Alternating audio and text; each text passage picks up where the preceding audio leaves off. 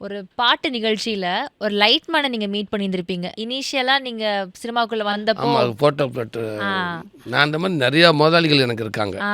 ஏகப்பட்ட ஓனர்ஸ் இருக்காங்க. அதில அந்த ஃபோட்டோ பிளாட் ஒர்க் பண்றதுல அவரு முதலாளியா இருந்தாரு. நடராஜன்னு சொல்லிட்டு. அதோ ஒரு சேனலுக்கு நான் ப்ரோகிராம் பண்றப்ப, நான் ஒரு ஒரு நிகழ்ச்சிக்காக நான் போனப்ப, எனக்கே தெரியாம சர்ப்ரைஸா ஒருத்தர் கூட்டு வந்து விட்டாங்க. இவரு யாருன்னு தெரியுதான்னாங்க. நான் உண்மைக்கு எனக்கு அந்த இடத்துல ஷாக் ஆயிட்டேன். அவரு என்ன நான் ஒர்க் பண்ண முதலாளில அவரு ஒரு ஆளு. ஃப்ளோர்ல ஃபுல்லா நான் லைட் நீங்க கட்டியிருக்கேன். அதுல சொன்னது எனக்கு ஒண்ணு ரொம்ப புடிச்சிருந்துச்சு.